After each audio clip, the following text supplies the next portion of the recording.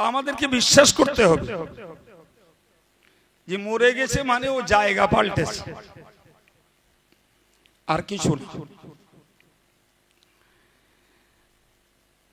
দুনিয়ার উপরি ভাগে তথা মাটির উপরে যে যে বোধ শক্তি আর অনুভূতি শক্তি ওর মধ্যে ছিল, মরার পরেও সেগুলি বহাল তবিয়াতে বজায় আছে। কে তাকে গোসল দেয়, কারা তার জন্য কাঁদে, কারা তাকে খাটিয়া করে বয়, কারা তার পিছনে যায়, কারা তার জানাজা নামাজ পড়ে, ও সব কিছু খবর রাখে। তাহলে মোর লোকই, আমরা যে মরণ মরণ বলছি ও মোর লোকই। জানেন, আপনাদের একটা রোমাঞ্চকর কথা শোনা। একটা লোক ছিল, লোকটার রোজগারের পেশা ছিল কাফন চুরি করা। কি চুরি করা? কাফন। ওই কাফন বিক্রি করেই তার সংসার চলত।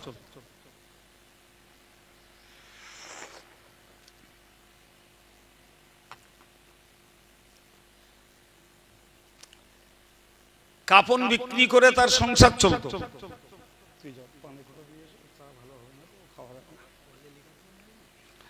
তুই যা বাবা, আর লাগবে না।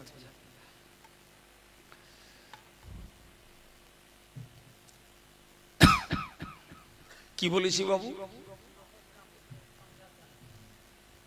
ফলে লোকটা ২-১০টা গ্রামের একটা এরিয়া দখল করা ছিল। ২-৫খানা ২-১০খানা গ্রামের লোকজন মারা গেলে একটা খবর পাওয়া যায়, যেখানেই লোক মরুক ও বেটা তার জানাজায় আছে, জানাজায়ও থাকবে, আর কোথায় কবরস্থ হচ্ছে ওটাও দেখবে। ও রাতের বেলা যায় কাফনটা খুলে আনবে। কথা বোঝা গেল? এখন সেই এলাকার একজন ভদ্র মহিলা মারা গেছে।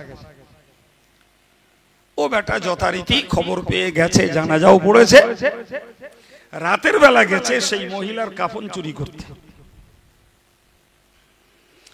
কবর খুঁড়ে যেই হাত ঢুকিয়েছে, ওর হাতটা ধরে ফেলেছে।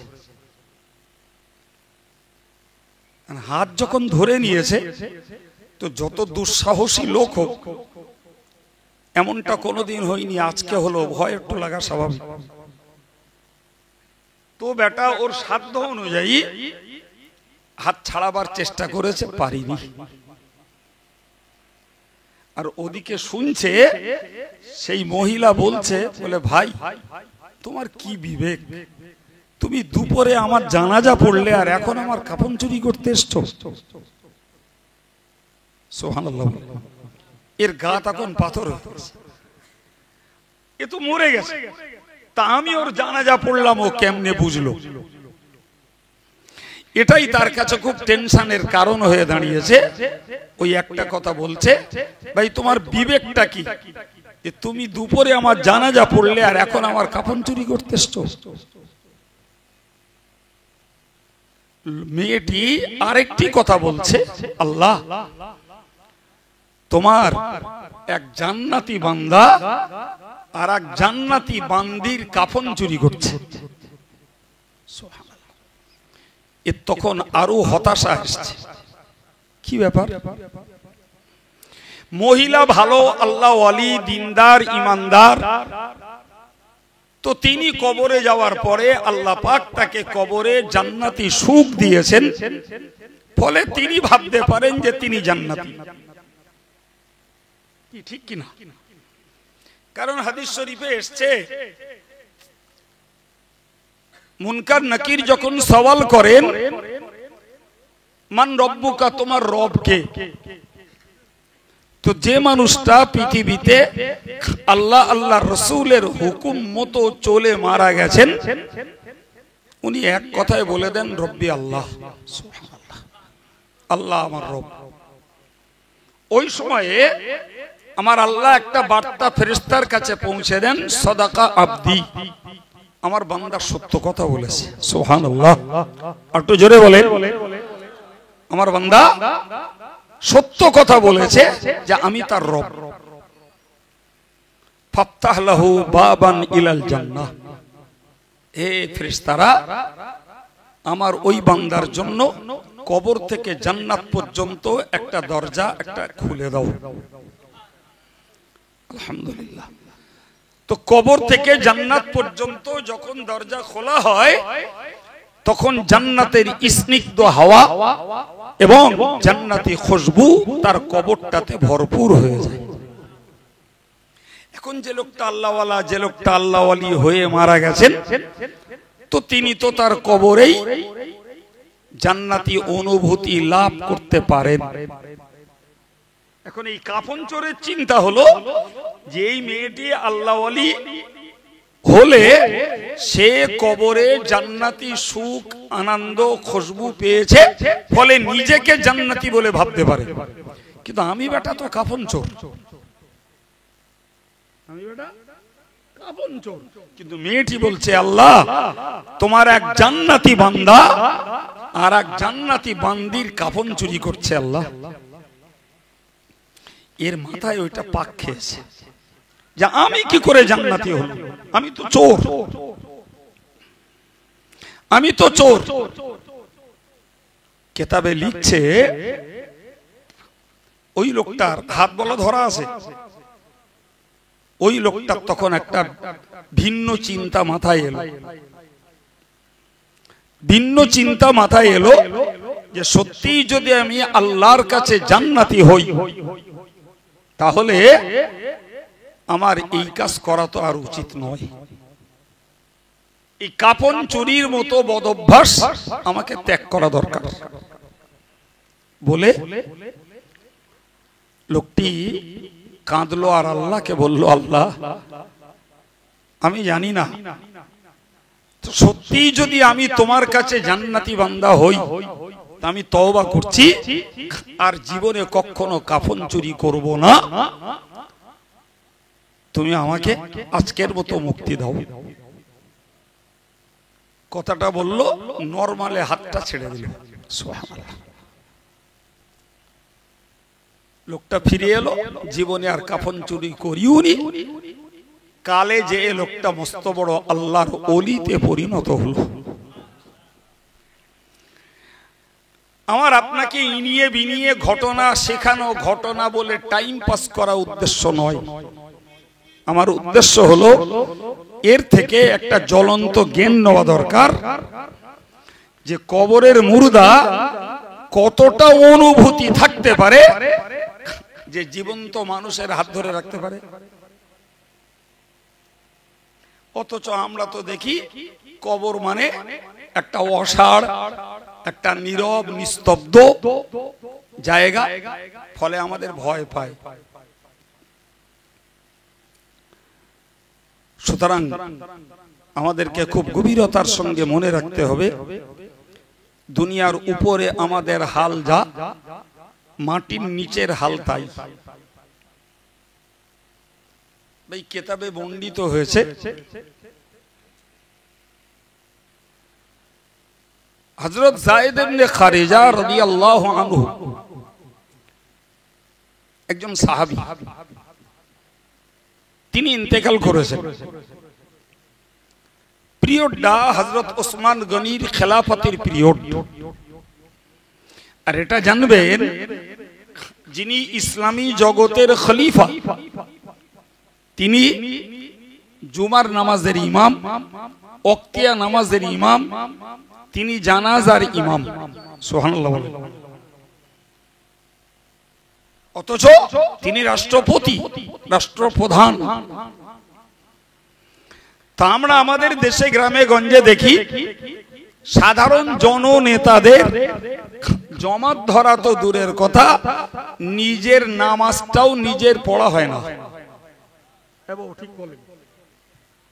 আমাদের কত লোকে জবাব দেয়,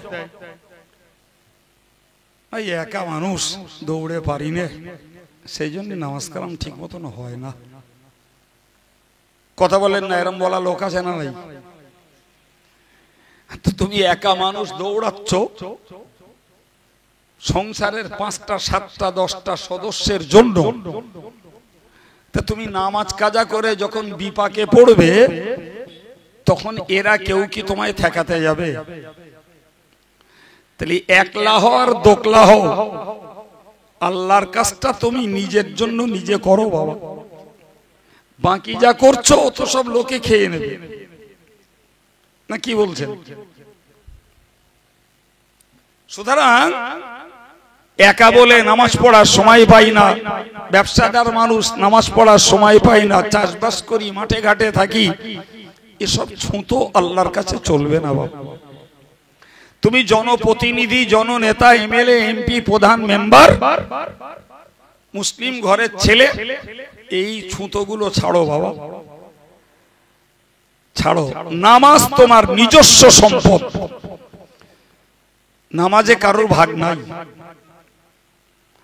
তা হযরত ওসমান গনি নয় একলা, প্রত্যেকটা মুসলিম জগতের খলিফা,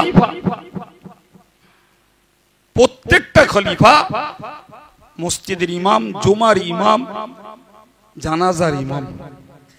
সুবহানাল্লাহ। কখনো যদি খলিফা দেশের বাইরে যেতেন, ইসলামের সুন্নত নিয়ম হলো সেখানে একজন প্রতিনিধি রেখে যেতে হবে। খলিফার অবর্তমানে সেই প্রতিনিধি রাষ্ট্র এবং ধর্ম দুটিরই নেতৃত্ব তিনি দেবেন।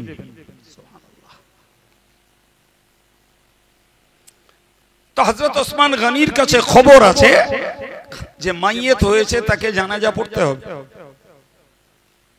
লাশ ময়দানে চলে গেছে, হযরত ওসমান গনির আসতে একটু দেরি। ইত্তবসরে ওই ময়দানে নবী পাকের একজন সাহাবী হযরত নুমান ইবনে বাশির রাদিয়াল্লাহু আনহু, তিনি ওই ময়দানে নফল নামাজ পড়তে দাঁড়িয়েছে। তার চিন্তা হলো এরকমটা যে সেই তো সময়টা বেকার যাচ্ছে, দু চার রাকাত নফল নামাজ পড়ি, কিছু সওয়াব কামাই হবে। অ্যাকচুয়াল এটাই প্রকৃত পক্ষে প্রত্যেকটা মানুষের ধান্দা হওয়া উচিত। এই কথা বুঝতে পারেননি? আরে বাবা, আমরা সংসারে যে মানুষ যে কর্মে ব্যস্ত, আত্মীয় কুটুম বাড়ি বিদেশে যেখানেই যাই, সেখানে সেই কাজটা কিরকম চলে খোঁজ খবর নেই। এই হ্যাঁ না বল, ঠিক বলছে না ভুল বলছে? সে লোকটা সেলাইয়ের কাজ করে, ধরুন একটা যুবক ছেলে, তো সে কুটুম বাড়ি গেছে, তো সেখানে সেলাইয়ের কাজ হলে তার একটা টেনশন থাকে, আগ্রহ থাকে, একটু খোঁজ নেব। একজন কাঠের ব্যবসা করে, তো কুটুম বাড়ি গেলে সেখানে কাঠের ব্যবসা কেমন চলে, দাম কি, একটু খোঁজ নেয়, ঠিক কিনা বলেন? জি। একজন গরুর গোশতের ব্যবসা করে, সে দূরে গেলে খোঁজ নেয় ওখানে গরুর গোশতের দাম কত, গরুর দাম কত, কেমন পাওয়া যায়। তার মানে কি, যে কাজের কাজী যেখানে থাকুক, তার সেই কাজের প্রতি একটা টান তার থাকে। প্রিয় ভাইরা আমার, আমরা ইমানদার মুসলমান, সংসারের সঙ্গে ধর্ম করা লোক আমরা। সুতরাং পৃথিবীর যেখানেই থাকি, কুটুম বাড়ি যাই আর বেড়াতে যাই, যেখানেই যাই না কেন, একজন ধার্মিকের ধান্দা থাকবে আমি যে অবস্থায় থাকি ওই অবস্থাতেই দুটো সওয়াব জোগাড় করব। পারা যাবে না? কি বলছেন? সওয়াব জোগাড় শুধু নামাজ পড়লে হয় না রে বাবা, সওয়াব জোগাড় শুধু টাকা দান করলে হয় না। সওয়াব জোগাড় করার জন্য শুধু কোরআন শরীফ খুলে পড়তে হয় না। আপনি যে অবস্থায় দুনিয়ার যেখানে থাকুন, পাক না পাক, উজু গোসল ছাড়া, নামাজের পাটি ছাড়া, গাড়িতে বসে দাঁড়িয়ে, মাঠে ঘাটে, আপনি কিচ্ছু না, মুখে সুবহানাল্লাহ পড়ুন, আলহামদুলিল্লাহ পড়ুন, লা ইলাহা ইল্লাল্লাহ পড়ুন, একটু দরুদ শরীফ পড়ুন, আলহামদুলিল্লাহ, আপনার ওই অবস্থাতে আমল নামাটা সওয়াবে পূর্ণ হতে থাকবে। কি বলছেন? এটা কি আমাদের জন্য? আল্লাহর দেওয়া একটা বড় সুযোগ নয়? কথা বলেন না কেন? নিঃসন্দেহে আল্লাহর দেওয়া একটা বড় সুযোগ। তার মানে অবসর সময়ে, ফাউ সময়ে আমরা বিনা সাজগোজে ইচ্ছা করলে, মন থাকলে নেকির পরিমাণ বাড়াতে পারি। কি গো, কাজটা খুব কঠিন বললাম? কঠিন বললাম? দরকার একটা মনের, দরকার একটা মনের। মন থাকলে কাজ সহজ, মজুরি অনেক বেশি। সুবহানাল্লাহ, অনেক বেশি মজুরি। যদিও আমি সেদিকে কথা বলিনি, তো নতুন করে ও কথাটা আর বলবো না। এইটুকু বিশ্বাস করুন, খাটনি কম, মজুরি বেশি। কিসে? জবান দ্বারা পৃথিবীর যেখানেই থাকি এই জিকির তাসবিহ গুলো ব্যবহার করায়।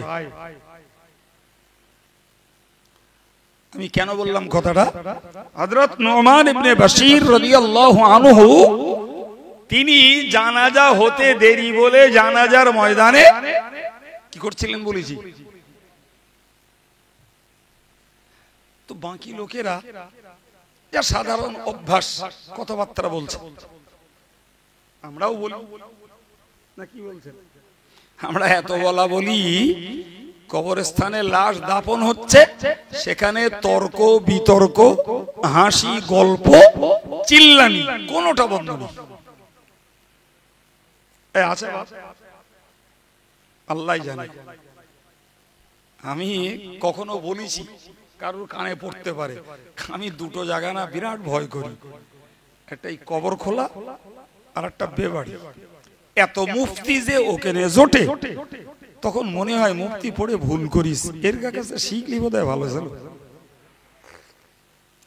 ফতোয়া ছড়াছড়ি দেবে। নীরব চুপচাপ দাঁড়িয়ে কিছু দোয়া কালাম পড়ি। আচ্ছা লে ভাই বকেলে, কত পারিস বকেলে? বললেও শুনবে না।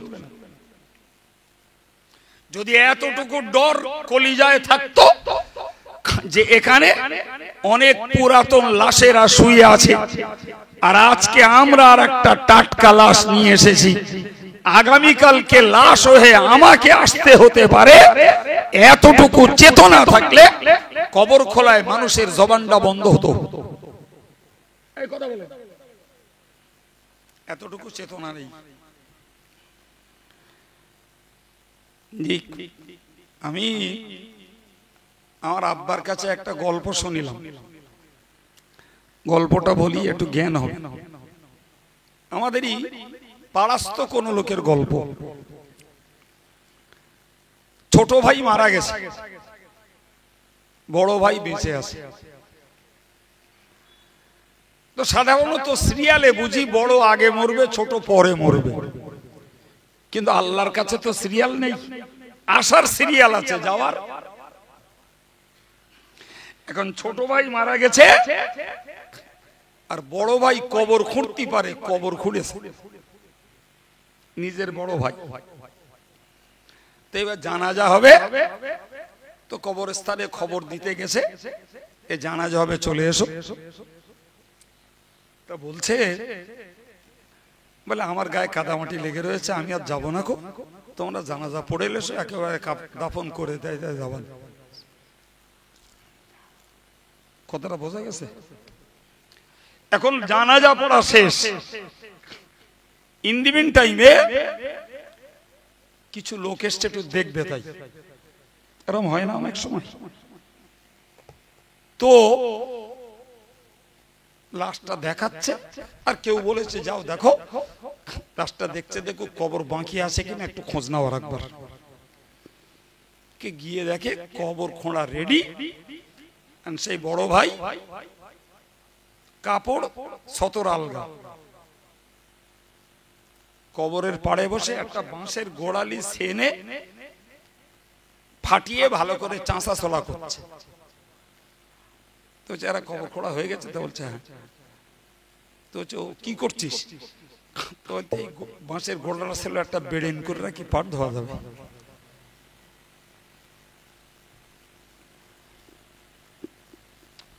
কিছু বুঝলেন বাপ? ছোট ভাইয়ের বুকে মাটি দিচ্ছে, নিজে কবর খুঁড়ে, আর সেই কবরের পাড়ে বসে বাঁশ ফাটিয়ে চাঁচতেছে, বেড়েন করবে। তাই তাও বড় ভাই। এই যদি হয় মানসিকতা, আব্দুল কাইয়ুম কেন আর বিরাট বিরাট দামি দামি কোম্পানির বক্তা কেন জি, আর কাবার ইমাম কেন কাদ দে ওয়াজ দে, ওই রকম লোকের হেদায়েতের বাণী শোনাবে? বাপ, আল্লাহু আকবার। তো নোমান ইবনে বাশির রাদিয়াল্লাহু আনহু নামাজ পড়ছেন, কিছু লোকে গল্প গুজব করছে, খালি ময়দান, লাশ দূরে। আশ্চর্য ব্যাপার, হাদিসের কিতাবে লেখা হয়েছে, ওই কবরের মুর্দা সবাইকে লক্ষ্য করে বলছে, আসসালামু আলাইকুম ইয়া আইয়ুহান নাস উনসুতু, বলে আপনাদের প্রতি আল্লাহর শান্তি বর্ষিত হোক, আপনারা চুপ করুন। দেখছেন না একজন লোক নামাজ পড়ছে, আপনারা কেন কথা বলছেন? সুবহানাল্লাহ, বাড়ি গে না সুর ঝাঁকলি তাই জ্ঞান নেন, সুরের পিছনে পড়েন না। এই কথাগুলো বললো কে? মুর্দা, কাফনে ঢাকা। গোটা মজলিসটা, গোটা জানাজার ময়দানটা ঠান্ডা হয়ে গেল, নীরব নিস্তব্ধ, যা কখনো শুনিনি। সম্মানিত ভাইরা, মুরব্বীরা, প্রিয় ছেলেরা, মনে রাখুন, এই ঘটনা থেকে তিনটি জ্ঞান লাভ হয়। নাম্বার ওয়ান, মুর্দা দেখতে পায়, তা না হলে ওই ব্যক্তি নামাজ পড়ছে, তিনি কেমনে দেখলেন? নাম্বার টু, মুর্দা শুনতে পায়, এই মানুষগুলো গল্প করছে, তিনি কেন গল্প করতে মানা করবেন? নাম্বার থ্রি, মুর্দা কথা বলতে পারে, এদেরকে সালাম দিয়েছেন এবং কথা বলতে নিষেধ করেছেন। এ প্রিয় ভাইরা আমার, আমরা কবরস্থানগুলোকে নীরব জায়গা মনে করি, কবরস্থানগুলোকে আমরা নিস্তব্ধ ভয়ের জায়গা মনে করি। বিশ্বাস করুন, ওর নিচে চলছে কারুর জন্য শান্তির জীবন, কারুর জন্য কষ্টের জীবন, আর বাচ্চাগুলোর জন্য চলছে হেসে খেলে দাপটে বেড়ানোর জীবন। আমার দেখার ক্ষমতা নেই, আমার শুনবার কান নেই, আমার বোঝার মতো অনুভূতির মতো হৃদয় নেই জি, কিন্তু বিশ্বাস করার মতো অন্তরটা তো আছে বাপ, না কি বলছেন? এই বিশ্বাসটা যদি তৈরি হয়, আলহামদুলিল্লাহ, তাতেই আমাদের জীবনের কিছু ধর্মীয় উন্নতি, পরিবর্তন আশা করা যায়। আর যদি বিশ্বাস না হয়, দূর বাদ দে তো, কাইম সাহেব সব কথাকার আজগবি আজগবি কথা বলছে, হয়ে গেল, না কি বলছেন? আমি আপনাকে বোঝাতে চাইছি, তাহলে মানুষ মরার পরেও দেখতে পায়, শুনতে পায়, অনুভূতি আছে। মুফতিতে একটা বই পড়ানো হয়, একটা বই পড়ানো হয়, সেই বইটাতে কিছু ইসলামিক থিওরি লেখা আছে, সচারি 400-র মতো, কিছু কম বেশি হবে, ইসলামিক থিওরি লেখা আছে। এই থিওরি গুলো মুফতিদের পড়তে হয়, তো যার যেমন যোগ্যতা সে তেমন পড়ে। কেউ 20টা পড়ে, কেউ 50টা পড়ে, কেউ 100টা পড়ে, কেউ 200টা পড়ে, কেউ 400টাই পড়ে ফেলে। জ্ঞানেরও এরকম তারতম্য হয়। কথা বোঝা গেল? বইটির নাম কাওয়াইদুল ফিকহ। তো তাতে একটা বিধানে বলা আছে, কি বিধানটায় বলা আছে, কাসরু আজমিল মাইয়িত কা কাসরি আজমিল হাই। বাংলা মানে হলো যে মুর্দার হাড় ভাঙা জীবন্ত লোকের হাড় ভাঙার সমতুল্য। আরে আমার গায়ে যদি একটা লোহার রড দিয়ে মারা হয় তো আমার হাড়টা ভেঙে গেল, আমি তো যন্ত্রণায় কাতরাবো না, কি বলছেন? তো ফিকহের ওই থিওরিটাতে বলা আছে যে জিন্দার হাড় ভাঙলে যেমন ব্যথা যন্ত্রণা হয়, কষ্ট পায়, মরা লোকের হাড় ভাঙলেও তারা ওই রকম কষ্ট পায়। অনেক সময় দেখা যায় অজানা জায়গায় ঘর করতে যেয়ে কবর বেরিয়েছে। আমার কাছে এরকম রিপোর্ট অ্যাভেলেবেল আছে। কোপ মেরেছে, ঠঙাস করে আওয়াজ হলো, খুলে দেখলো পায়ের রলা, হাতের রলা, খুলিতে বাড়ি পড়েছে। এরকম হয় না? হয় না? কথা বলেন। প্রচুর পরিমাণ।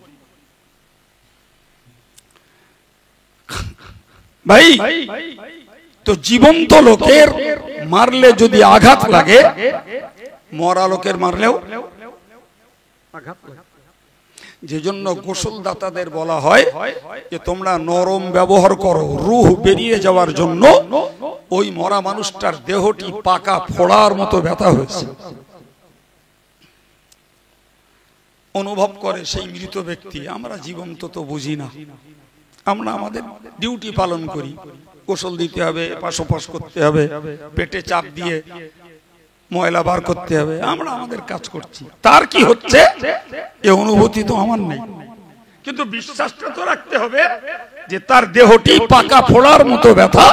সুতরাং যতটা সম্ভব নম্রভাবে তার সঙ্গে আচরণ করা। ভাই আপনাকে কি বলবো, দুঃখজনক কথা বলছি যে আমার দেশে পোস্টমর্টম হয়, যা ইসলামী দৃষ্টিতে হারাম। কিছু শুনছেন? পোস্টমর্টমের লাশটাকে অস্ত্রোপচার করতে হয়, যা ইসলামের দৃষ্টিতে। সারা দেশের মুসলমানেরা অকপটে মেনে নিয়েছে, কেউ কোনোদিন চুঁচা করিনি, জবাব দেয়নি, প্রতিবাদ করিনি, পাল্টা কোনো দাবি করিনি। ওটাই সরকারি একটা আইনে পরিণত হয়েছে। অ্যাক্সিডেন্টলি, দুর্ঘটনায় যারা মারা যাবে তাদের কি করতে হবে? এই পোস্টমর্টম মাইয়েতের জন্য কতটা যন্ত্রণা, কতটা কষ্ট, তা এই থিওরি থেকে বুঝতে পারা যায়। কিন্তু আমার দেশের আইন হয়েছে কান্নাকাটি করি, আবেদন নিবেদন করি, এমএলএ এমপির সই স্বাক্ষর জোগাড় করে দাবি করি, তাও রক্ষা হয় না। কি প্রিয় ভাইরা আমার, এটা আমার দেশের, আমাদের মুর্দাদের জন্য একটা অভিশাপ। কিচ্ছু করার নেই। আমি বললি বলবে পাগল হয়ে গেল, সে সিটির দোষ হয়েছে, সারা দেশে চলছে, আর এ এখন উল্টো কথা বলছে। ভাই মৃত মানুষের প্রতি অস্ত্রোপচার চলে না। অনেক সময় আমার কাছে মশলা জিজ্ঞেস করে, অনেক মানুষের হার্ট বাইপাস সার্জারি করে প্রেস পেকার বসানো হয়, অনেক রোগী আছে, তো মরার পরে দাম অনেক করে। যাদের যেমন টাকা, মিনিমাম 60 থেকে 70 হাজার টাকা মিনিমাম দাম, উপরে আরো বেশি দামের আছে। তো চিন্তা করে ওইটা যদি কেটে বার করে নেওয়া যেত তাহলে অনেকটা টাকা বেঁচে যেত। আমার কাছে 2-1 বার লোকে এই ফতোয়া জিজ্ঞেস করেছে। আমি খবরদার, খবরদার, কিছু টাকার জন্য মাইয়েতকে এই কষ্ট দিতে পারেন না। তা করেনি যদিও। প্রিয় ভাইরা আমার, আমি আপনাকে বোঝাতে চাইছি তাহলে মৃত ব্যক্তির গায়ে আঘাত করলে, জীবন্ত ব্যক্তির আঘাত করলে, হাড় ভাঙলে যেমন ব্যথা যন্ত্রণা পায়, মরা লোকটাও ওই রকমটা পায়। সম্মানিত ভাইরা আমার, ফলে আমাদেরকে বারবার একটা কথা মনে রাখতে হবে, এই জীবন্তের অনুভূতি যা, মরার পরেও তাই। এমনটা যেন মনে না হয় মরে যাব, পচে যাব, মাটিতে মিশে যাব। এই জাতীয় চিন্তা চেতনা ছিল কাফেরদের। তারা বলতো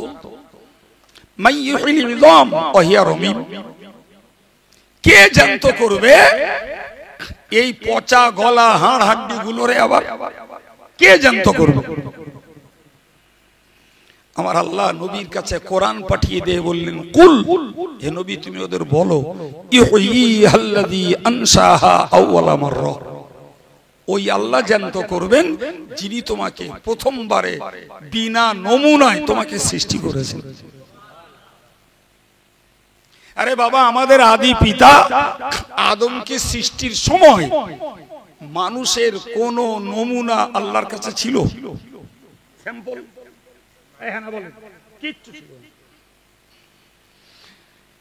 রাসূলুল্লাহ বলেছেন, খালাকাল্লাহু আদামা আলা সূরাতিহি, আল্লাহ আদমকে তার জন্য যে আকৃতি করার পরিকল্পনা করেছেন সেই আকৃতিতেই আল্লাহ আদমকে বানিয়েছেন। আমাদের যে আকৃতি, আদমের আকৃতি তাই। তবে আদম ছিল 60 গজ লম্বা। ক গজ? খাটো হতে হতে আজকে আমরা এই জায়গায় এসে পৌঁছেছি।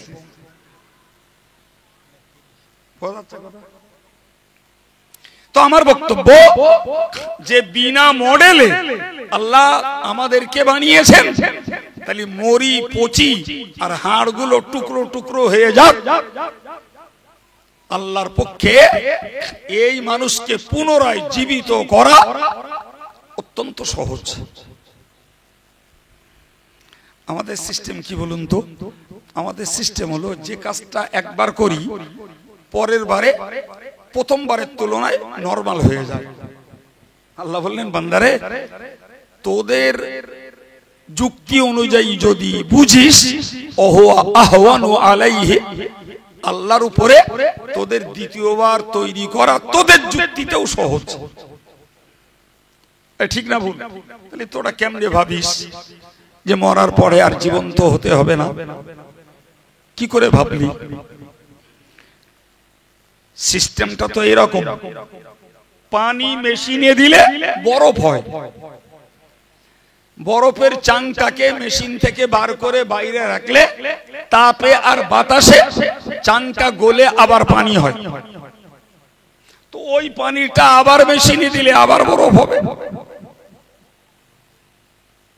না? সিস্টেম ভুল হচ্ছে। হ্যাঁ বলেন না? আমরা সারা জীবন কবরে মুর্দা মাটি দিয়ে এলাম আর বললাম মিনহা খালাকনাকুম। আমার আল্লাহর বক্তব্য আমরা পড়লাম, আল্লাহ বললেন মিনহা খালাকনাকুম, এই মাটি থেকেই আমি বান্দা তোকে সৃষ্টি করেছিলাম। ওয়াফিহা নুঈদুকুম, এই মাটিতেই তোকে আবার ফিরিয়ে দিলাম। ওমিনহা নুখরিজুকুম তারাতান উখরা, আবার তোকে পুনরায় এই মাটি থেকেই তুলব। অবিশ্বাসের কি আছে? অযুক্তির কি আছে? পানি, তরল পানি যদি মেশিনে দিলে বরফ হয়, আর মেশিন থেকে বার করলে গলে যদি পানি হয়, আবার দিলে আবার বরফ হবে। মাটি দ্বারা মানুষ উৎপাদিত হয়েছে, তুই মরে যাবি বান্দা, আবার যে কোনো প্রক্রিয়ায় তোর মাটিতে মিশতে হবে। কবরটাই শুধু না বাপ, যদি বাঘে খায় সে মল ত্যাগ করবে, পায়খানা করবে, আবার মাটিতে যাবে। তুই সাগরে ডুববি, মাছে খাবে, সে সবদি মরবে, সেও মাটিতে যেয়ে ঠেকবে। কেউ আগুনে পুড়বে, ছাই হয়ে যাবে, সে ছাই উঠতে পুড়তে সেও মাটিতে যেয়ে মিশবে। তাহলে যে কোনো মূল্যে ঘুরিয়ে ফিরিয়ে মানুষকে বলেন না মাটিতে যাওয়া লাগবে। আল্লাহ বললেন ওই মাটিতে রেখে তোরে তুলবো। তুই অবিশ্বাস কেমনে করিস? অবিশ্বাস কেমনে করিস? সম্মানিত ভাইরা আমার, কোরআন শরীফের ছোট্ট একটা কথা আপনাদেরকে শোনাচ্ছি, খুব খেয়াল করে বুঝুন। ভাই, আল্লাহর একজন নবী ছিলেন, যে নবীর নাম হলো হযরত উযাইর আলাইহিস সালাম। এই উযাইর নবীরা দুই ভাই, যমজ, একই দিনে জন্ম।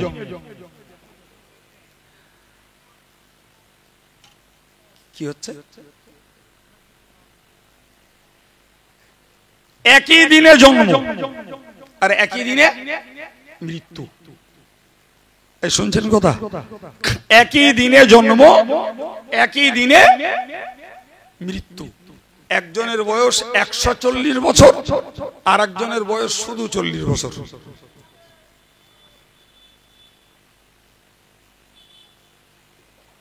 আলহামদুলিল্লাহ। এই কথা বুঝতে পেরেছেন? মন ব্রেনে লাগছে, বলি আবার কি করে হয়?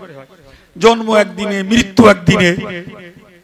এ যদি সত্যি হয় তাহলে একজনের বয়স 40 আর একজনের 140 কেমনে হয়? সত্যি সত্যি ব্রেনে আসার কথা নয়। কিন্তু কোরআনের উল্লেখিত ঘটনা আমার আপনার প্রত্যেকের ব্রেন ধরে নিতে বাধ্য। হযরত উযাইর আলাইহিস সালাম তিনি গাধার পিঠে চড়ে যাচ্ছিলেন। যেতে যেতে একটা শহর অতিক্রম করছেন, যে শহরটার নাম ইনতাকিয়া। যাওয়ার সময় দেখছেন শহরটা খোদার গজবে একদম লন্ডভন্ড, পুরো বিচ্ছিন্ন শহর। মানুষ, পশু, ঘর বাড়ি যা ছিল সব তছনছ হয়ে গেছে, পুরোটা খোদার গজব। হযরত উযাইরের মনে চিন্তা এলো, আল্লাহ, এই ভগ্ন দশার শহরটাকে তুমি কেমনে আবার সুন্দর করে গুছিয়ে সাজিয়ে তুলবে? আল্লাহ, আল্লাহ, এই মুর্দাকে তুমি কেমনে জীবন্ত করবে? ওনার মনের কল্পনা যে এই শহর আল্লাহ কি করে সাজাবে, এত লন্ডভন্ড হয়ে গেছে। কোরআন শরীফের 3য় পারার 3য় রুকুতে এই ঘটনাকে আল্লাহ উল্লেখ করেছেন। সেখানে বলেছেন, আও কাল্লাযী মাররা আলা ক্বরিয়া ওয়া হিয়া খাবিয়াতুন আলা উরুশিহা। কি হয়েছে? কোরআন বলছে তিনি একটা গ্রামের উপর দিয়ে যাতায়াত করছিলেন, আর করতে যেয়ে দেখলেন গ্রামটার ছাদ নিচে আর ভিত উপরে। এবং কথা বোঝা গেছে? ছাদ কোথায়? কোরআন বলছে, আমি বলি না। ওহিয়া খাবিয়াতুন আলা উরুশিহা, ছাদ নিচে আর ভিত। তো হযরত উযাইর আলাইহিস সালাম এই পরিস্থিতি দেখে বললেন, আন্না ইউহয়ি হাযিহিল্লাহু বা'দা মাউতিহা। আল্লাহ, এই মরা, এই ধ্বংস হওয়া শহরটাকে তুমি কেমনে আবার সাজাবে, কেমনে এটাকে জাগ্রত জিন্দা করবে? বাস কথা বলাও শেষ। ফাআমাতাহুল্লাহু মিয়াতা হাম। আল্লাহ পাক তাকে 100 বছরের জন্য মেরে দিলেন। কত বছরের জন্য? 100 বছরের জন্য মেরে রাখলেন ওখানে। সুম্মা বাসা, 100 বছর পরে আল্লাহ তুললেন। সুবহানাল্লাহ বলেন না? একটু মন খুলে বলেন, কত বছর পরে? 100 বছর পরে আল্লাহ তুললেন। তুলে বললেন, কাম লাবিস্তা, এই উযাইর এখানে কতদিন ছিলে? তিনি বললেন, লাবিস্তু ইয়াওমান আও বা'দা ইয়াওম। ওই একদিন অথবা একদিনের কিছু কম, এটা ওনার মনে হয়েছে। কালকে অমুক সময় ঘুমিয়েলাম, আজকের এই আসরের সময় উঠেছি, তাও হয় একদিন পেরিয়ে এই বাকিটা বেশি হয়েছে, আর নাহলে একদিন এখনো পুরিনি। আমার আল্লাহ গাম্ভীর্যের সঙ্গে বললেন, বাল লাবিস্তা মিয়াতা আম, উযায়ের তুমি এখানে এই ঘুমন্ত অবস্থায় কাটাচ্ছ 100 বছর। কার কথা বলছি বাবু? কথা বলেন না, কার কথা বলছি? আরে জোরে বলা যাচ্ছে না আল্লাহর কথা। ওটা আব্দুল কাইয়ুমের পকেটের কথা নয়, খোদ কোরআনের কথা। 100 বছর তুমি ঘুমিয়ে আছো, তোমাকে মেরে রেখেছি। আলহামদুলিল্লাহ। তো আল্লাহ তো বললে হলো, ইমানদারকে বিশ্বাস করতে হয়, তারপরেও তো কিছু যুক্তি শুনতে ইচ্ছা হয় না? হযরত উযাইর আলাইহিস সালাম আল্লাহকে কিছুই বলেননি। আমার আল্লাহ নিজে নিজেই তার পক্ষ থেকে উযাইরকে বোঝালেন, উযাইর তুমি বিশ্বাস যদিও করে নিয়েছো, কিন্তু বাস্তবটা তুমি দেখো। ফানদুরিলা তুআমিকা ওয়া শারাবিকা লাম ইয়াতাসান্না। আল্লাহু আকবার। বললেন, হে উযাইর, তোমার কাছে আঙ্গুর ছিল, ওইগুলো দেখো, আর তোমার কাছে যে পানি ছিল ওটা দেখো। আশ্চর্য ব্যাপার, 100 বছর পেরিয়ে গেছে, পানি আঙ্গুর কোনটাই নষ্ট হয়নি, একদম টাটকা। এবার বললেন, উযাইর এবার দেখো তো, অনজুর ইলা হিমারি, তুমি যে গাধাটার পিঠে চড়ে এসেছিলে সেই গাধাটার দিকে দেখো। তুমি যেখানে গাধাটা রেখেছিলেন, আশ্চর্য দেখছেন, গাধার বেঁচে থাকার কোনো চিহ্ন নেই, তবে কিছু ক্ষত বিক্ষত হাড় হাড্ডি সেখানে পড়ে আছে। আচ্ছা ভাই বলেন তো, আঙ্গুর তাড়াতাড়ি পচে না গাধা মরে গিয়ে তাড়াতাড়ি পচে? সে আঙ্গুর টাটকা, আর গাধা মরে গেছে, চামড়া গোস্ত পচে গেছে, হাড়ও মাটিতে খেয়ে ফেলেছে। শুধু আল্লাহ দেখানোর জন্য চিহ্ন স্বরূপ কিছু কিছু হাড় রেখে দিয়েছে, আর বাকি অংশে সেখানে তরু তাজা ঘাস পাতা ভর্তি হয়ে গেছে। তো উযাইর একদম হবাক হয়ে গেলেন, এ কি ব্যাপার? গাধা মরেছে, পচেছে, হাড়গুলো মাটিতে খেয়েছে, এ তো সত্যি 1 ঘন্টার ব্যাপার না, 1 দিনের ব্যাপার না, 1 সপ্তাহের ব্যাপার না, 20, 50, 60, 70, 100 বছর পরে আমরা কবর খুলেও হাড় পাই না।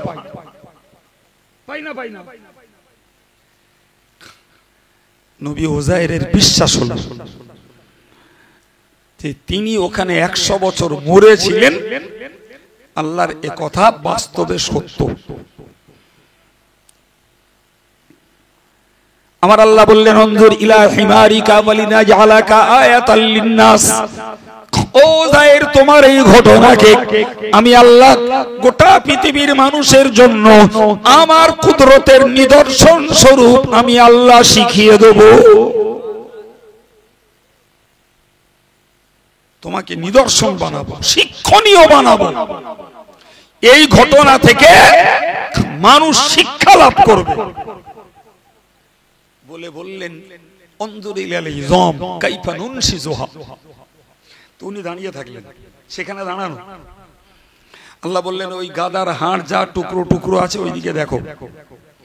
তো ছিন্ন বিচ্ছিন্ন হাড়গুলো উনি দাঁড়িয়ে দেখছেন, ফটাফট একটা করে একটা কলে কলে লেগে যাচ্ছে। আল্লাহু আকবার। ওনার দাঁড়িয়ে থাকা অবস্থায় পুরো স্কেলিটা, কঙ্কালটা তৈরি হয়ে গেল।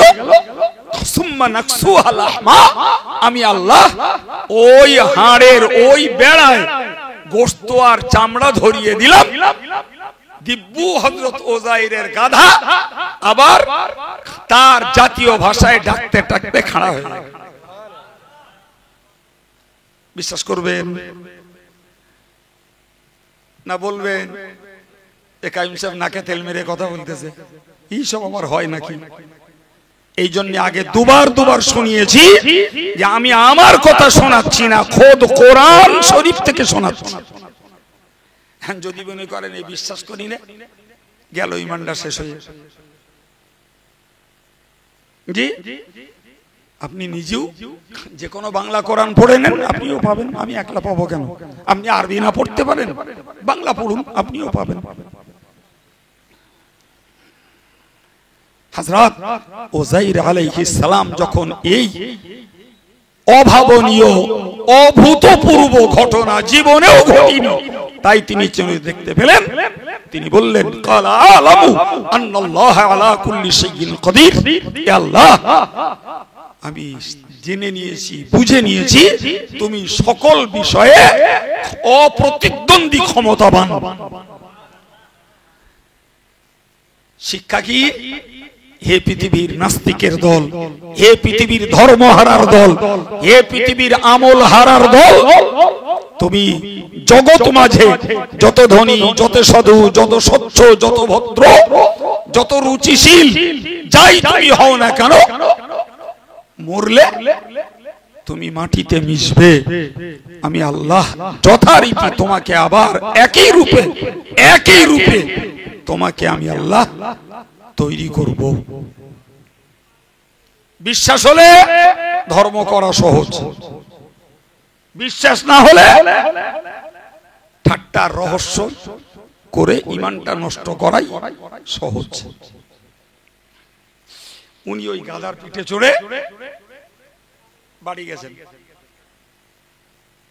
কথা বুঝে আসছে কি? কত বছর পরে?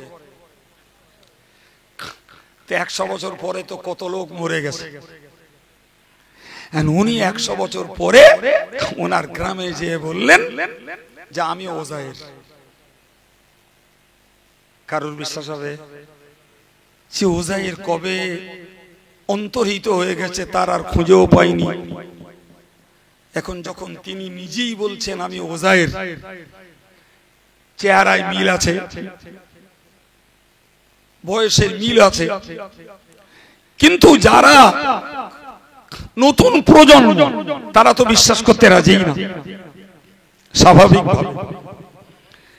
ওনার একটা বয়স্কা চাচিমা বেঁচে ছিলেন। তিনি বললেন যে লোকটা উযাইর বলছে তাকে আমার কাছে নিয়ে এসো। আমি উযাইরের এমন একটা গোপন চিহ্ন জানি, সেটা যদি এই লোকটার দেহে থাকে তাহলে তোমরা কেউ বিশ্বাস না করলেও আমি বিশ্বাস করব ওটা সেই উযাইর। আলহামদুলিল্লাহ, তার চিহ্ন ছিল একটা তিলক। বৃদ্ধার কাছে যখন আনা হলো, উনি এক চান্সে দেখলেন এবং যেখানে তার চিহ্নিত তিলকটি ছিল পেয়েও গেলেন।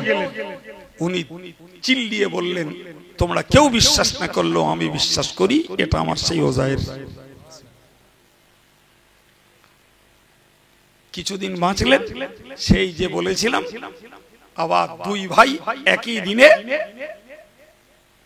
মারা গেলেন। জন্ম একদিন, মরল একদিন। বয়স তেনার হয়েছে 140 আর এনার হয়েছে শুধু 40। মাঝখানে 100 বছর তো আল্লাহ মৃত্যু অবস্থায় কাটাতে বাধ্য করেছেন ওই শিক্ষার জন্য। দেখ বান্দা, আমি ধ্বংসকে পুনরুজ্জীবিত করতে পারি কিনা, আমি মুর্দাকে জ্যান্ত করতে পারি কিনা, তুই সচক্ষে দেখ। এটাই হোক বিশ্ব মানবতার জন্য, সারা পৃথিবীর মানুষের জন্য শিক্ষণীয় ভয়ঙ্কর ঘটনা।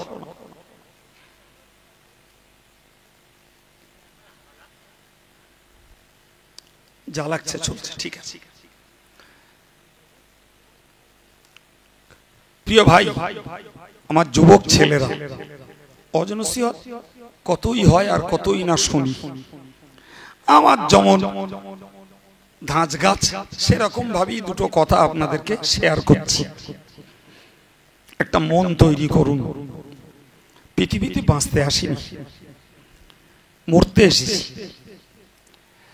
আর মরণ মানেই কৈফিয়তের পালা শুরু। আমার রাসূলুল্লাহ একটা হাদিসে বলেছেন, মান মাতা ফাকাদ কামাত কিয়ামাতুহু। হুজুর বলেছেন, যে লোকটা মরলো তার কিয়ামত শুরু হয়ে গেল। এই কথা বুঝে আসছে কি? যে মরলো তার কিয়ামত শুরু। কেমন ভাই? আসল কিয়ামত তো ইসরাফিলের সিংহা ফুৎকারের পরে। তো সে কিয়ামতে বিচার অন্তে কারোর ঠিকানা জাহান্নাম, কারোর ঠিকানা জান্নাত। ওটা চূড়ান্ত ফয়সালা। কিন্তু কবরে যখন একটা মানুষকে দেয়া হচ্ছে, তার কৈফিয়ত শুরু। কেউ পাচ্ছে কবরে জান্নাতের খুশবু, কেউ পাচ্ছে জাহান্নামের দুর্গন্ধ। ফলে এই মাটির নিচে গেলেই কৈফিয়ত শুরু, ফলাফল শুরু। অতএব ধনী নির্ধন, শিক্ষিত মূর্খ, মালিক শ্রমিক, মোটা তাজা, জ্ঞানী আর অজ্ঞানী, নারী আর পুরুষ, যুবক যুবতী, বৃদ্ধ আর বৃদ্ধা, সবাইকে একটা টেনশন মাথায় নিয়ে বাঁচতে হবে যে মরলে আমি একা, কেউ আমার নেই। যতক্ষণ বেঁচে আছে অনেকে আছে, অনেকে আছে মরার পরে কেউ নেই। ফলে আমাকে ওই কবর জীবনটা থেকেই যখন কৈফিয়তের পালা শুরু, তো আমি এখানে যদি পাশ করতে পারি তো এখানেই পাবো জান্নাতি খুশবু আর হাওয়া। সুবহানাল্লাহ। আর এখানেই যদি ফেল করি তাহলে এখান থেকেই পাবো জাহান্নামের দুর্গন্ধ আর জাহান্নামের উত্তাপ। চোখে দেখা যাবে না, জীবন্তকে বিশ্বাস করা লাগবে। আর মরা নিজে অনুভব করছে। অনেকদিন আগে একটা বইতে পড়েছিলাম, সম্ভবত বইটার নাম মরণের পরে। বইটাতে একটা ঘটনা উদ্ধৃত করা হয়েছে রাসূলুল্লাহর জমানার। ঘটনায় বলা হয়েছে, একজন লোক হাঁপাতে হাঁপাতে হন্তদন্ত হয়ে নবীর কাছে এসে হাজির। এসে লোকটি বললে, ইয়া রাসূলুল্লাহ, আমি অমুক রাস্তা দিয়ে যাচ্ছিলাম, তো যেতে যেতে হঠাৎ করে দেখি একটা কবর থেকে একটা লোক উঠে ছুটছে, তার গোটা দেহটি আগুনে ঘেরা, আগুন দাউ দাউ করে জ্বলছে। আর ওই লোকটি শুধু চিল্লাচ্ছে আর বলছে, কে আছো, আমায় একটু পানি দাও। আল্লাহ পাকের নবীর সাহাবী বলেন, ইয়া রাসূলুল্লাহ, আমার লোকটার দেখে বড় দয়া হলো, একটু পানি দেবো বলে আমি চিন্তা করলাম, কিন্তু পরক্ষণেই লক্ষ্য করে দেখছি ওই কবর থেকে আরেকজন ব্যক্তি একটা শিকল নিয়ে ওই লোকটাকে ধাওয়া করলো, তাড়িয়ে নিয়ে গেল। আর শুধু চিল্লাচ্ছে আর বলছে, খবরদার এই মালাউনকে কেউ যেন এক ফোঁটা পানি দিও না।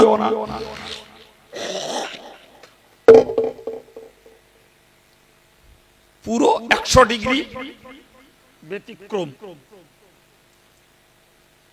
অগ্নি দগ্ধীভূত আগুন জ্বলা লোকটি পানি চাচ্ছে, আর একজন সুস্থ ব্যক্তি হাতে শিকল নিয়ে পানি দিতে মানা করছে।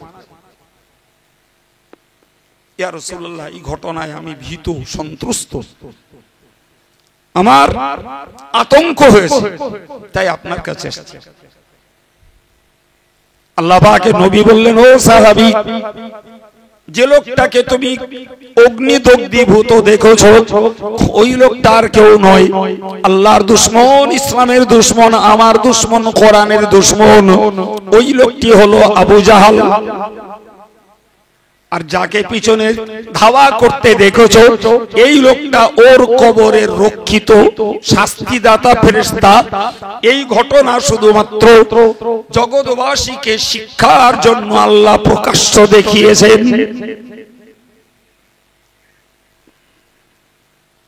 নাউজুবিল্লাহ বলেন।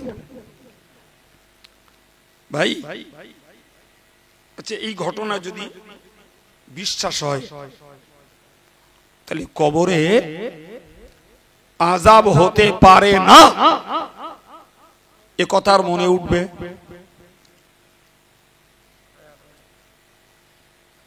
আমি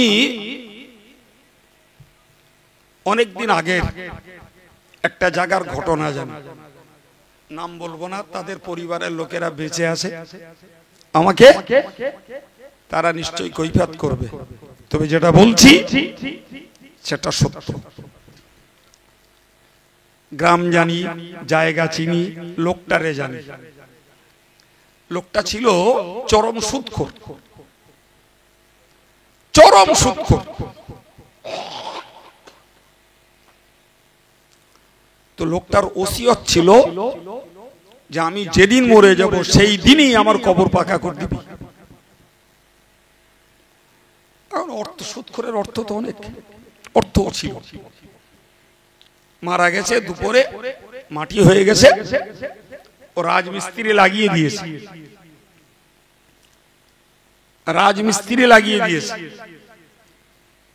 তো পশ্চিম পাটায় পুকুর,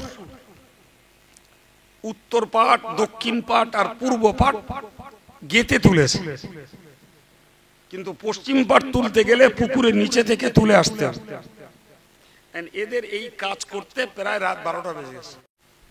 তো মিস্ত্রিরা বলছে দেখো আমাদেরও কষ্ট হচ্ছে, আর লাইট ফাইটও ভালো নেই, তো আমরা এখন আর করবো না, বাকি কাজটা কাল সকালে এসে করে দেবো। ছেলেরাও বলল যে বাপের নির্দেশ মতো আমরা তো কাজ করতে গেছি, কমপ্লিট হয়ে দিয়ে কি হবে, কাজ তো শুরু করেছি, আচ্ছা ঠিক আছে যাও ভাই।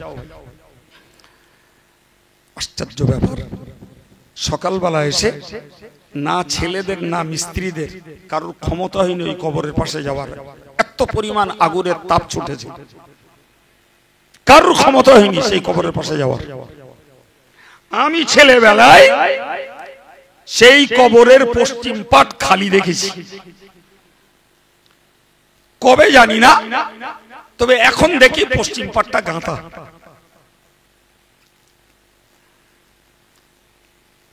কি গো ভাই, সংসার, শিক্ষা, রাজনীতি, অর্থনীতি, হই হুল্লোড়, মাস্তানি, দাপটানি, মেরে খাওয়া, লোকের কেড়ে খাওয়া, গরিবের হক পাঁকি মারা, যাই পারো করো বাবা, মরতে তো হবে নাকি?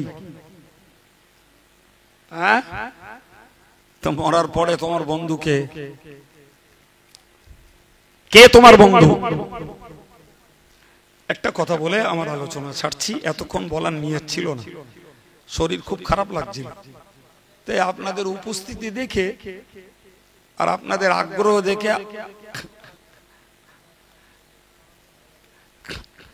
আল্লাহ করাচ্ছেন করছি। যাই হোক, শুনুন, হানাফি মাযহাবের একজন সুবিখ্যাত বিশ্বশ্রেষ্ঠ আলেমদের একজন, তিনি হলেন হযরত কামাল উদ্দিন ইবনুল হুমাম রাহমাতুল্লাহ আলাইহি। তো তিনি একদিকে হানাফি মাযহাবের একজন ব্যারিস্টার, সুবহানাল্লাহ। এই জন্যই বললাম, এই আমাদের দেশে ঘরে এখন দেখছেন না, এই ইউটিউব হে একদিকে ভালো আর একদিকে ফিতনা, গাল শুনে শুনে আমার কাছে জীবন একদম কান মাথা বদ্ধ হয়ে গেছে ওই ইউটিউবের বরকতে, বুঝতে পারেননি? ওই ইউটিউবের বরকতে ওই বাংলাদেশের বক্তৃতা এখন চলে এলো, খানিকটা যুবক ছেলে লেগে গেল, মদ্দা ছেলে নামাজ পড়তেছে বুকে হাত বেঁধে, আবার কেউ ইমামের পিছনে ইমাম দল্লিন বলে থামলি, আমিন বলে চিল্লাচ্ছে। যদিও আমাদের এলাকাটা খোদার শকর অনেকটা ভালো, কিন্তু পশ্চিমবঙ্গের বহু জেলাতে এই ফিতনা ঢুকে পড়েছে, এমনকি হুগলিতে এই ফিতনা ব্যাপক। গতকালকে জলসায় ছিলাম যেখানে, হুগলিতে বিপুল ফিতনা, ওই ফিতনা করে করে তারা আলাদা মসজিদ করে নিয়েছে। এসব পিস টিভির বক্তা আর বাংলাদেশের বিভিন্ন মাদানীদের ফিতনা, এই করে করে শান্ত শান্ত পরিবেশে অশান্তির আগুন জ্বালাচ্ছে। এই কথা বুঝতে পারছেন? আর বলছে আমাদের নামাজ সহি নামাজ, আর হানাফিদের নামাজ জয়ীফ নামাজ। তাদের আদি কিছু দল আমাদের আশেপাশে আছে, আমি আর জায়গার নাম বলে তার গার রাগ বাড়াবো না। বসিরহাট হুজুর তাদের বিরুদ্ধে বাহাস করেছেন, ওদের বিরুদ্ধে বসিরহাট হুজুর 10 খানা কিতাব লিখেছেন। সুবহানাল্লাহ। আমাদের বড় ঘাটতি হলো আমরা তো পড়ি না। যাই হোক, আমি যে কথাগুলো বলার জন্য এই বার্তা কথাগুলো বললাম তা হলো এই যে হানাফি মাযহাবের মানুষেরা আমরা যে নিয়মে নামাজ পড়ি, পুরুষগুলো নাভির নিচে হাত বাঁধি, মেয়েরা বুকে বাঁধে, আমরা ইমামের পিছনে কেরাত পড়ি না, আমরা ইমামের পিছনে আস্তে করে আমিন বলি, আমরা হাত ঝাড়া মারি না। হাত ঝাড়া মারা লোক দেখেন না? এই হ্যাঁ না বলেন, নজরে পড়েন একটাও? জি। তো হযরত কামালউদ্দিন ইবনুল হুমাম রাহমাতুল্লাহ আলাইহি তিনি হানাফি মাযহাবের সমস্ত নামাজের এবং অন্যান্য আমলগুলোকে হাদিস দ্বারা প্রমাণ করিয়ে একটি কিতাব লিখেছেন। কিতাবটির নাম হলো ফতহুল কাদির। বিশ্বাস করুন, এই মাইকে উঠে বক বক বক বক করা, 100টা বক্তা খুঁজলি একটার পক্ষেও সে কিতাব পড়া সম্ভব কিনা সন্দেহ আছে। কথা শুনতে পাচ্ছেন? এত হাই রাঙ্কের, এত উচ্চাঙ্গের, এত কঠিন। আমি বোঝাতে চাইছি তাহলে তিনি কত বড় দরজার আলেম, এই কথা বোঝা গেল। এবং তিনি মস্ত বড় আল্লাহর ওলি। তো উনি একটা সময়ে ইরাকে গেছেন, শাহ ইস্কান্দার রহমাতুল্লাহ আলাইহির ইরাকে গেছেন কোন কাজে। তো ওখানে শাহ ইস্কান্দার রহমাতুল্লাহ আলাইহি একজন মস্ত বড় আল্লাহর ওলি, তার মাজার আছে। তিনি চিন্তা করলেন যে এসছি যখন, তো মাজারটা একবার জিয়ারত করে যায় বলে উনি সেখানে জিয়ারত করতে গেছে। তো জিয়ারত মানে দেখা, তো কবরের কাছে গেছেন, দেখা হয়ে গেছে। তো চিন্তা করলেন শুধু জিয়ারত করে চলে যাব, একটু কোরআন শরীফ পড়ি, একটু কোরআন শরীফ পড়ি। তো তিনি কোরআন শরীফের সূরা হুদ তেলাওয়াত করতে শুরু করলেন। সূরা হুদ হাফেজ সাহেবরা, আলেম সাহেবরা জানেন, প্রায় কোরআন শরীফের 1 পারার 4 ভাগে 3 ভাগ, তার মানে পৌনি 1 পারা, একেবারে কম না, বড় লম্বা। তো পড়তে পড়তে পড়তে পড়তে উনি শেষের দিকে গেছে। তখন আর অল্প কিছু পড়া শেষ হতে বাকি। এর আগে একটা কথা বলি, রাসূল করিম সাল্লাল্লাহু আলাইহি ওয়াসাল্লামের মাথায় একটা বর্ণনা এসছে 17টা চুল পেকেছিল। কটা? আর একটা বর্ণনা এসছে 19টা চুল পেকেছিল। এই যে মতভেদ, এটা আহামরি কিছু না। যিনি আগে দেখেছেন তিনি বলেছেন 17টা, যিনি পরে দেখেছেন তিনি বলেছেন 19টা। অতএব দুটোই সত্যি। তো সাহাবীরা নবীকে একদিন জিজ্ঞাসা করলেন, ইয়া রাসূলুল্লাহ, যে আপনার মাথার চুল পাকলো কেন, কিসে, কোন কারণে? আল্লাহ পাকের নবী বলেছিলেন, সাইয়াবাতনি ইহুদুন ওয়াল মুরসালাতু ওয়া আখওয়াতুহা। আল্লাহ নবী বলেন, ও সাহাবীরা তোমরা মনে রাখো, কোরআন শরীফের সূরা হুদের বর্ণনা এবং সূরা মুরসালাতের বর্ণনা আর এই জাতীয় যে সমস্ত সূরাগুলোতে আল্লাহর আযাব গজব এবং কিয়ামতের দিনের কঠিন কঠিন শাস্তির কথা ঘোষণা হয়েছে, এই সূরাগুলোর কথা ভেবে ভেবেই আমার মাথার চুল পেকেছে। আল্লাহু আকবার। রসুলের মাথার চুল পাকছে খোদার গজব আর আযাবের কথা ভেবে। হযরত কামালউদ্দিন ইবনুল হুমাম রাহমাতুল্লাহ আলাইহি যে সূরাটি ওই কবরের পাশে দাঁড়িয়ে পড়ছিলেন সেটা রসুলের ওই চুল পাকানো সূরার মধ্যকার একটা সূরা। কথা বোঝাতে পারলাম? তাতে একটা জায়গায় লেখা আছে ফামিনুহুম শাকিয়্যুন ওয়া সাঈদ। মানে কি, যে এই কবরের মানুষগুলোর মধ্যে কিছু আছে সৌভাগ্যবান আর কিছু আছে দুর্ভাগ্যবান। বিস্তার কথা আরো আছে, আমি আর বলবো না। তো ওইটুকুর অংশের অর্থ হলো কিছু আছে সৌভাগ্যবান আর কিছু আছে, ব্যাপারটা সব জায়গায় একই। দুনিয়ার ক্ষেত্রে সংসারে কিছু লোক আছে সৌভাগ্যবান, অভাব অনটন নেই, খাওয়া পড়া সুস্থতা আছে। আবার কিছু লোকের কষ্ট আছে, তারা দুর্ভাগ্যবান। কবরেও তেমন কিছু লোক সৌভাগ্যবান, কিছু লোক দুর্ভাগ্যবান। হাসরেও তেমন কিছু লোক সৌভাগ্যবান, কিছু লোক দুর্ভাগ্যবান। কোরআনে আল্লাহ বলেছেন ওয়া আম্মাল্লাযীনা সুঈদু ফাফিল জান্নাহ, যারা সৌভাগ্যবান কবরে এরা জান্নাতে যাবে। সুবহানাল্লাহ। ওয়া আম্মাল্লাযীনা শাকু ফাফিন নার, আর যারা কবরে দুর্ভাগ্যবান এরা বিচারান্তে জাহান্নামে যাবে। এখন আশ্চর্য ঘটনা যেটা, সেটা হলো উনি ওই পর্যন্ত পড়ে গেছেন যে এখানে এই কবরে কিছু লোক আছে যারা সৌভাগ্যবান, কিছু লোক আছে যারা দুর্ভাগ্যবান। ঠিক সেই সময়ে আল্লাহু আকবার, সেই যার কবর জিয়ারত করতে গেছিলেন তিনি কবর থেকে বলছেন ইয়া কামালু লাইসা মিন্না শাকিয়ুন, ও কামালউদ্দিন তুমি যেটি বলেছো ওটা সত্য কথা। এই মাটির নিচেই কেউ আছে সৌভাগ্যবান, কেউ আছে দুর্ভাগ্যবান, কিন্তু আমরা এই কবরস্থানে যত মানুষ রয়েছি আমাদের মধ্যে কেউ দুর্ভাগ্যবান নেই, আল্লাহ সকলকেই সৌভাগ্যবান বানিয়েছেন। হযরত কামালউদ্দিন ইবনুল হুমাম চমকে উঠলেন। তিনি বুঝে গেলেন যে আমি এতক্ষণ ধরে যা পড়েছি আমার টোটাল পড়া ওই কবরের মুর্দা শুনতে পেয়েছি। আর যখন আমি ওই আয়াত পড়েছি যেখানে রয়েছে যে এই মাটির নিচে কেউ সৌভাগ্যবান কেউ দুর্ভাগ্যবান, তখনই উনি জবাবটা দিয়েছেন যে আমাদের মধ্যে কেউ দুর্ভাগ্যবান নেই, আল্লাহ সকলকে সৌভাগ্যবান বানিয়েছেন।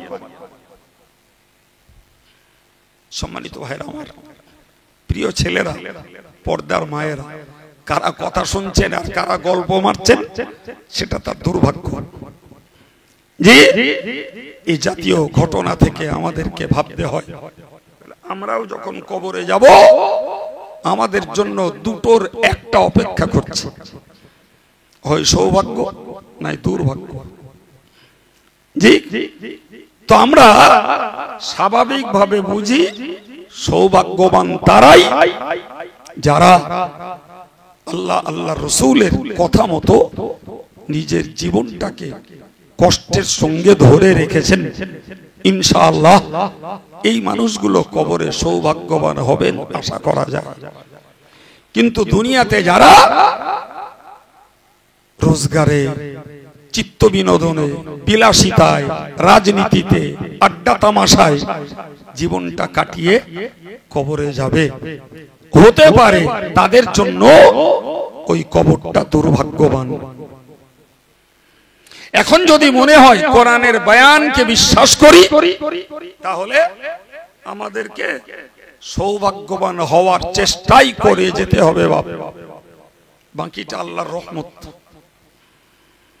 আর যদি নিজের ইচ্ছায় দুর্ভাগ্যবান হওয়ার রাস্তা ধরি তাহলে নিঃসন্দেহে আমার জন্য অন্য কেউ দায়ী নয়, আমার জন্য আমি দায়ী। আল্লাহ বোঝার তৌফিক দেন, বলুন আমিন। উঠেছি, আলোচনা শুরু করেছি, 8 মিনিট সময় ফাও নষ্ট করার চেষ্টা করিনি। বক্তব্য ছাড়ছি, দোয়া সবরে সানি। আসুন প্রিয় নবীর প্রতি সালাম। ইয়া নবী,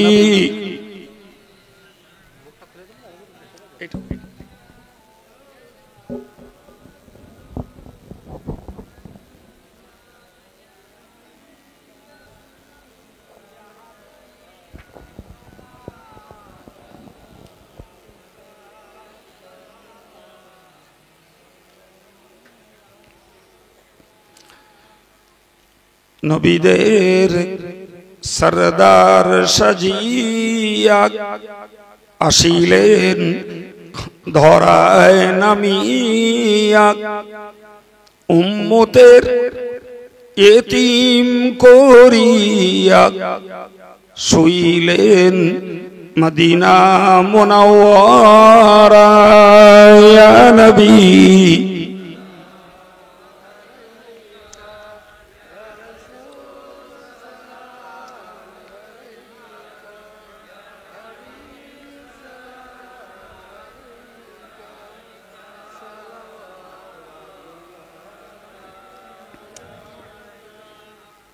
আমরা যে নবীর দিওয়ানা, তিনি যে মোদের ঠিকানা। কবে যাব আবার মদিনা, পাঠালাম সালামের নজরানা। ইয়া নবী,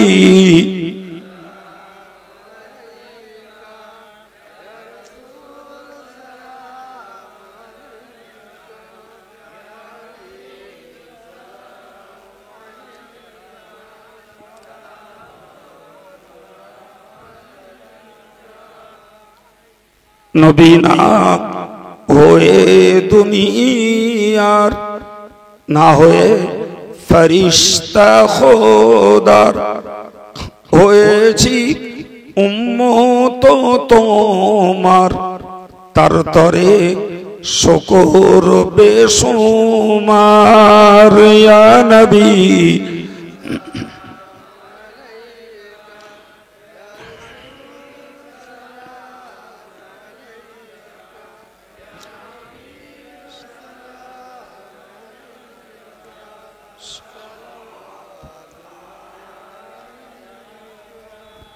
या रब्बी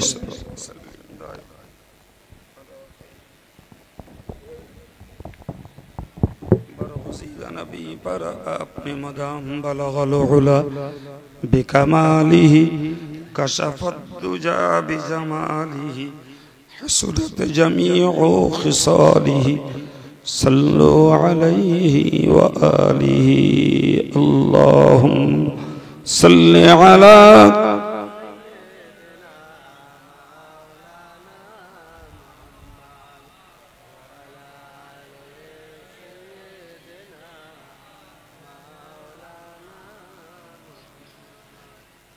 সম্মানিত ভাইরা, দুটো কথা বলছি। একটি কথা হল,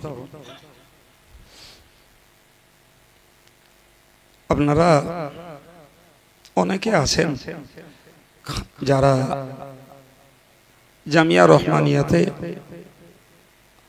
ওকেশনালি অনুষ্ঠান এলে কিছু দান ধান করে, বইকারাতেও করেন। বিশেষ করে ইসালে সবের সময়, রমজান মাসে। এরপরেও আমি আপনাদেরকে একটা দাবি রাখব। দাবিটা হলো, আপনারা জামিয়ার একটা স্থায়ী সদস্য হন। নিচে 100 টাকা, উপরে যার যেমন আর্থিক সঙ্গতি, একটা পয়সা দিয়ে জামিয়ার একটা সদস্য হন। আপনি বছরে সেই টাকাটা পেমেন্ট করবেন। এরপরে আপনার যাকাত ফিতরা অন্য কিছু দিলেন, সেটা আপনার ব্যাপার। এখানে আমাদের কোনো এজেন্ট আছে কিনা আমি জানি না, তবে জহির বলে একটা ছেলে আছে, ওর কাছে জামিয়ার বিল থাকে। বিনা কমিশনেই ও কালেকশন করে এবং জামিয়াতে জমা দেয়। তো আমি আপনাদেরকে এইটুকু দাবি রাখবো, একটা সদস্য হন। ইসালে সবের আগে আপনি একটা চিঠি পাবেন, কি প্রস্তুতি মিটিংয়ের সময় দাওয়াত পাবেন। আপনি এজেন্টের কাছে পয়সা পেমেন্ট করলে জামিয়ার অ্যাকাউন্টে ঢুকে যাবে। আমরা সেই অনলাইন সিস্টেম চালু করেছি। ফলে এই ছেলেটি আছে, এর কাজ দিয়ে পারেন, কি আমার ড্রাইভার ইসমাইল আছে, ওর কাজ দিয়ে পারেন, কি আমাদের দিন ইসলাম আছে, ওর কাজ দিয়ে পারেন, যার কাজ দিয়ে পারেন আপনারা সদস্য হন। আমি সদস্য বই আছে, ফর্ম আছে, দরকার হলে এদের দিয়ে পাঠিয়ে দেবো। এটি একটি দাবি। 2 নম্বর একটা কথা বলছি, আপনারা জানেন এই মুহূর্তে আমাদের দেশে ওয়াকফ সংশোধনী বিল কেন্দ্র সরকার পাশ করে মুসলমানদেরকে একটা অস্থির করে তুলেছে। সারা দেশের বিভিন্ন জায়গায় মিছিল চলছে, প্রতিবাদী সমাবেশ চলছে। আগামী 26 এপ্রিল মুসলিম পার্সোনাল ল ভোট, তার সঙ্গে জড়িয়ে আছে মাতিন সাহেব কনভেনর হিসাবে। ব্রিগেডের মাঠে এর একটা প্রতিবাদী সমাবেশের ডাক দেয়া হয়েছে।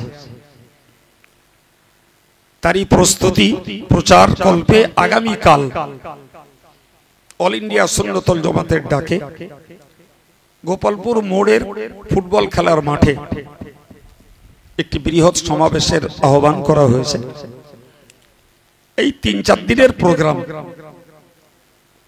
ফেসবুক, হোয়াটসঅ্যাপে, বিভিন্ন সোশ্যাল মিডিয়াতে প্রচার চলছে। আমাদের বক্তারা বিভিন্ন অজনসিহতে বলছে। তো আজকের মৌকা এসেছে আমার, আমি আপনাদের কাছে একান্তভাবে আবেদন রাখছি, আগামীকাল একটু আসুন। কাছাকাছি আছে, গাড়ি করে 4 চাকা করে পারুন, 2 চাকায় পারুন, যিনি যেভাবে পারুন একটু আসুন। 4 চাকা গেলে জামিয়াতে ঢুকিয়ে দেবেন। 3টায়, বেলা 3টা থেকে 6টা। এই বৃহৎ সমাবেশের রেকর্ড ডিআইবি, সিবিআই এরা দিল্লিতে পৌঁছে দেবে, যেখানেই হচ্ছে ওরা আছে। তো যদি আমরা এটাকে, এই বিলটাকে প্রত্যাহার না করাতে পারি, তাহলে আগামী দিনে আরো অন্যান্য আইন চাপিয়ে মুসলিম জাতিটাকে একটা কোন ঠাসা জায়গায় নিয়ে ভারতবর্ষটাকে ভিন্ন ধর্মে চালানোর জন্য তারা স্বপ্ন দেখছে বহুদিন ধরে। শুধু এই জাতটাকে জব্দ করতে পারলেই হয়। তো ভারতবর্ষের 30 কোটি মানুষকে জব্দ করা বললেই তার হয় না। ফলে যাতে গোদা বাংলায় বলে হাতে না মেরে পাতে মারো, এই আইনটা, এই পার্সোনাল লটা, এই তালাকটা, এই কথা বুঝতে পারছেন না?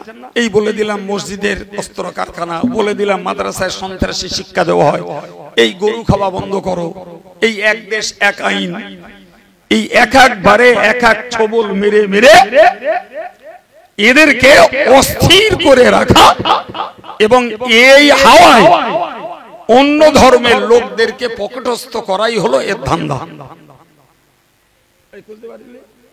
কারণ এরা সংখ্যায় ভারতবর্ষে কম, সংখ্যায় তারা বেশি। এই কথা বুঝতে পারছে? তো ওই দলটারে যদি খুশি করা যায় তাহলে আমার গদিটা টিকবে। এ দল ভোট নাই দিক, কিন্তু এদেরকে চেপে দিলে ওরা খুশি। কোথায় এরা 30 কোটি, ওরা এক্সট্রা 90 কোটি। সুতরাং সংখ্যা অনেক বেশি। যাই হোক, দাওয়াত দিলাম, কষ্ট না মনে করে সুযোগ সময় থাকলে একটু যাবেন। দুরূদ শরীফ আল্লাহুম্মা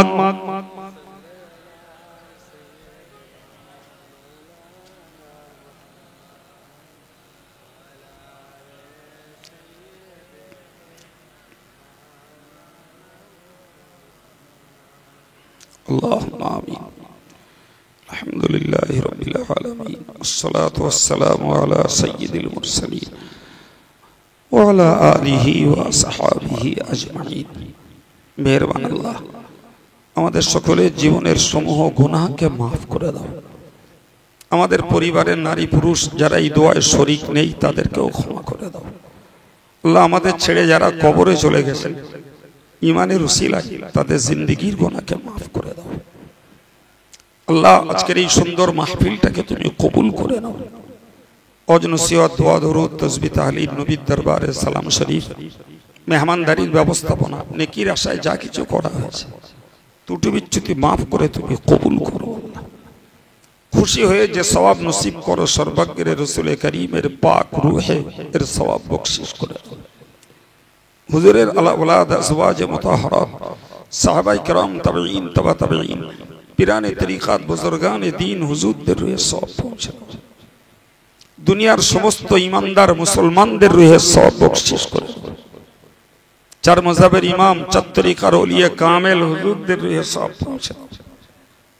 খাস করে ফুরফুরা শরীফের দাদা হুজুর কিবলা তার আল আওলাদ তার খলিফা হুজুরদের রূহে সওয়াব পৌঁছে দাও আল্লাহ। বসিরহাট আল্লামা হুজুর দরগাপুরি সাহেব হামিদি সাহেব সরসিনা পীর সাহেব কালিয়ানি সুফি সাহেব হাফেজ সাহেব হুজুর কিবলা তৎসহ আমার আব্বাজির রূহে সওয়াব বখশিশ করো আল্লাহ। আমাদের দেশের আরো যত আলেম ওলামা ইমাম মুয়াজ্জিন হাফেজ সাহেব হাজী সাহেব যারা দ্বীনের খিদমত করে কবরে গেছেন সকলের রূহে সওয়াব বখশিশ করো আল্লাহ। আমাদের সংগঠনের অনেক আলেম অনেক কর্মীরা বিদায় নিয়েছেন আল্লাহ, তাদের রূহে সওয়াব বখশিশ করো আল্লাহ। আমাদের প্রত্যেকের আব্বা মা দাদা দাদি নানা নানি ভাই বোন কারোর স্ত্রী কারোর স্বামী কারোর বা বাচ্চা যারা কবরস্থ আল্লাহ তুমি মেহেরবান তাদেরকে ডেকে নিয়ে কষ্ট দিও না মাওলা আল্লাহ। তাদের জিন্দেগির কোনো গুনাহ ধরা থাকলে তুমি মাফ করে দাও আল্লাহ।